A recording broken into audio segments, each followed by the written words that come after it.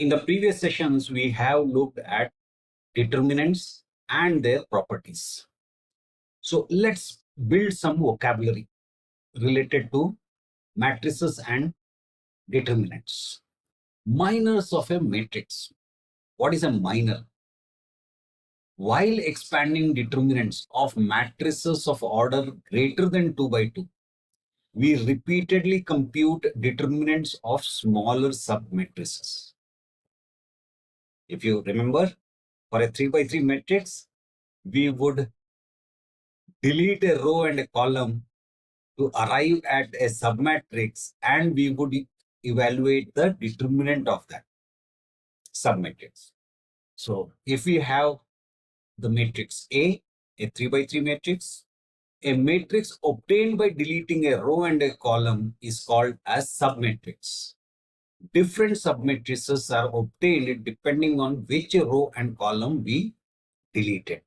So the submatrices of A are going to be what?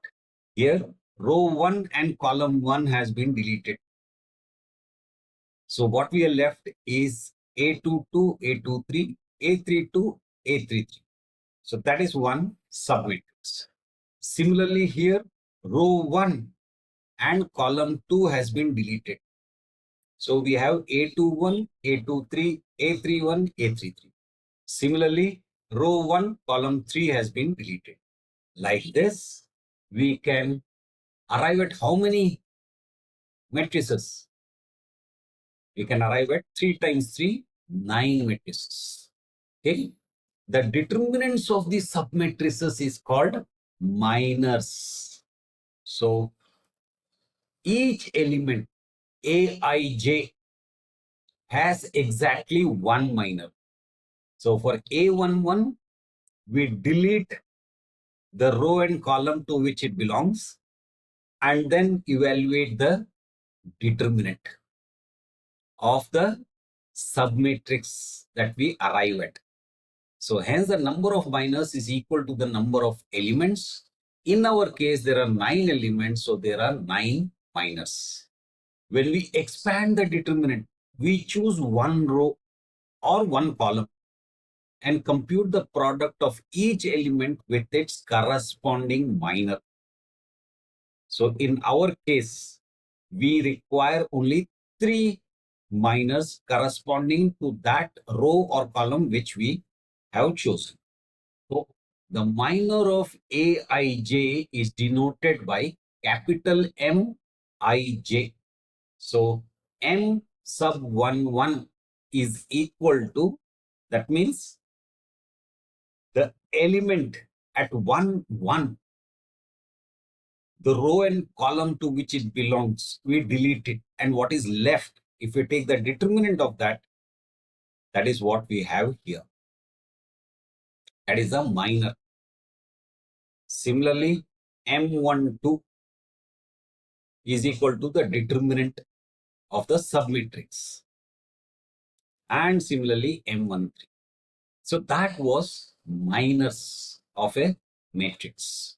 Remember, it's nothing but the determinant of a submatrix after deleting a row and a column corresponding to a element. Now let's look at cofactors of a matrix.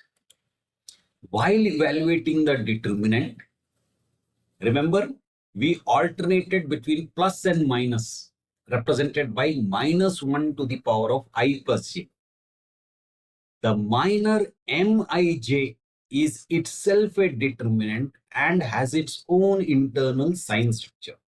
So 1 is the minor itself has some sign, plus we are going to also include -1 to the power of I plus j. So when we include the factor -1 to the power of I plus j with each minor, we obtain the cofactors.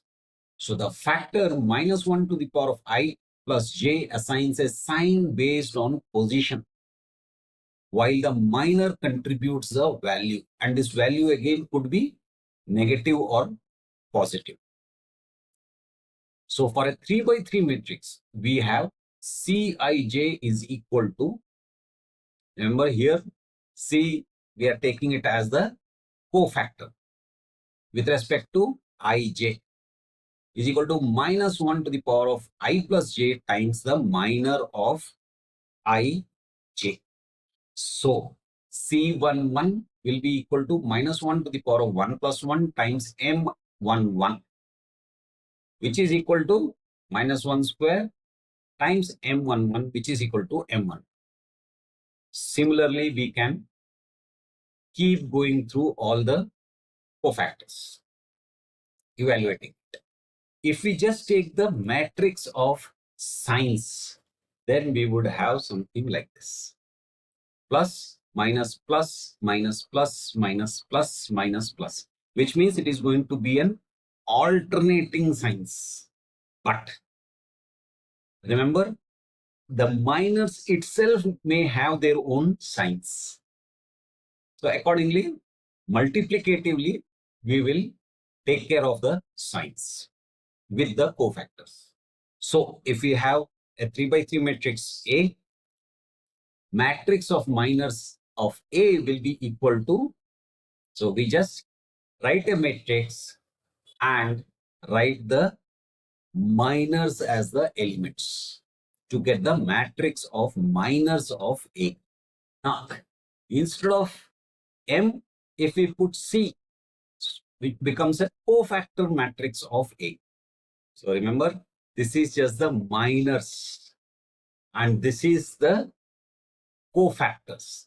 And remember, cofactors is minors with the appropriate signs depending on its position.